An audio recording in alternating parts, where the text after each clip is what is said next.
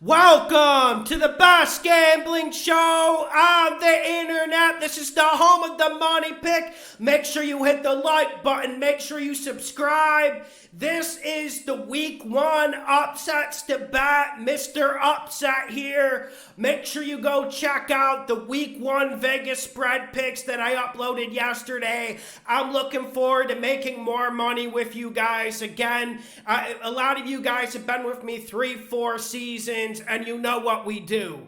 So let's get to the first upset of the week. We got the Green Bay Packers at the Minnesota Vikings. Yesterday, this was at +2. On a lot of books, you see this is going from +2 Minnesota to +1.5. I still think this is an upset. Whenever you talk about Aaron the Game Rodgers, you talk about excellence, and we know this Vikings team just hasn't been good enough the last 3 or 4 years under Mike Zimmer. I really like the Vikings in this game because I think Kevin O'Connell will bring rejuvenation. Now, that isn't me talking X's and O's. I'm just talking about the overall mentality of this whole squad. It was needed. Mike Zimmer was wasting a lot of talent. You get a healthy Dalvin Cook. You got Thielen and Jefferson. What type of weapons are the Packers bringing to this battle?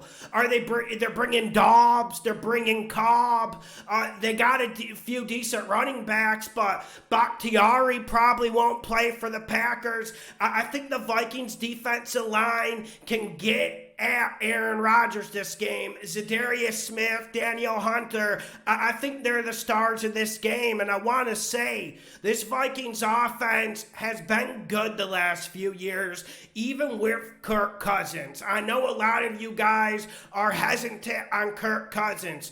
This is the first game of the O'Connell era. They're going to have the game plan. They will have guys running wide open. Even though I respect this Packers defense, I think the Vikings will put up 24, 27 points. And I think Rodgers needs more time to gel with this wide receiving core, if they ever do gel. Sammy Watkins is who the Vikings need to stop. We'll see if they're able to do that.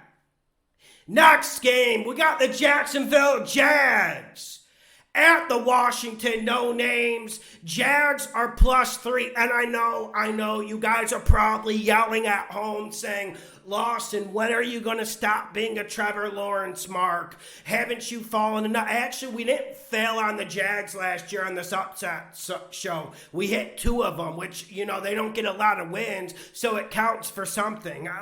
When you look at Lawrence, you have to look at him and Pedersen. They had a pretty good preseason. It could have been better, but I feel like the targets are upgraded. I didn't like the overpays for Kirk and Zay Jones, but they are upgrades. They ship Laviska Shenault out. You get a healthy Travis Etienne out of the backfield to help with Trevor Lawrence with receiving. I think that makes a big difference. And when I'm looking at this Commanders team, I'm seeing Riverboat Ron. I'm seeing the team start slow year in and year out. And also, I'm seeing an organization that is confused, that doesn't really know what direction they're going to go in. Did I mention that Carson Wentz really didn't play good at all in the preseason, and he simply hasn't played good at all the last 3 NFL seasons, no matter what stats are going to print out and shove in my face. I just think when you look at this game, it comes down to this Commanders O-line against the Jags defensive line.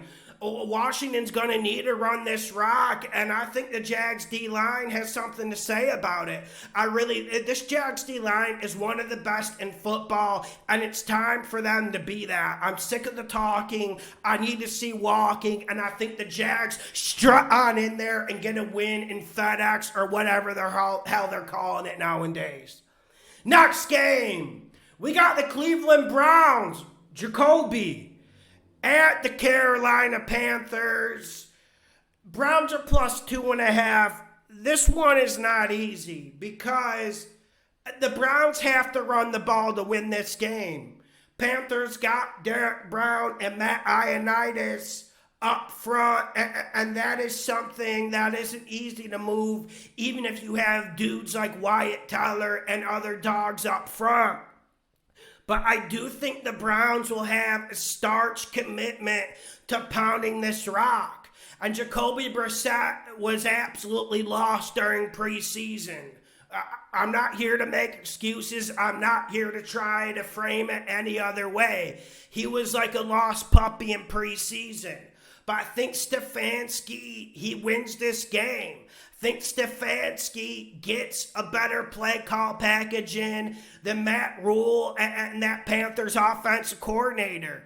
And the biggest weakness of this Panthers team, even with Christian McCaffrey coming back and a great running back helps an offensive line, this Panthers offensive line is garbage. They were garbage during the preseason. They were garbage last year. And I know they made some minor improvements, but I don't think they've made enough to be competitive. And when you got someone like Myles Garrett, I feel like with all the defensive end moves this offseason, we're forgetting about Myles Garrett. Do not sleep on that man. And I certainly know Baker Mayfield will not be sleeping on him.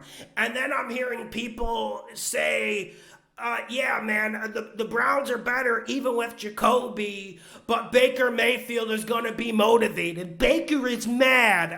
Listen, every NFL player is motivated in this league. It's why it's the best league on earth. It's not the NBA where, it's game 67 of the 82-game season and they don't care. It's the NFL, bro. Your reputation is on the line every damn snap. I think when I'm looking at this, I think Baker has a better game than Jacoby, but I think Jacoby limits the turnovers. The X factor in this game is Christian McCaffrey. Browns have to stack the box, stop that run, and make Baker beat them. I think they will. Browns on the road, +2.5. And then even our Carolina fans will admit the Carolina stadium isn't anything intimidating and isn't a good home field advantage like, let's say, the Vikings or Arrowhead in Kansas City. Next game, and this is one where I am punting a little bit because we will see one massive upset. Week 1 is an absolute roller coaster. I'm punting on this one. Giants +6, it moved down to +5.5. What do you know? Another spread moving after I take them. Giants +5.5. I like them to cover, and they're going to have a chance to win this game. This is going to be a game in the fourth quarter.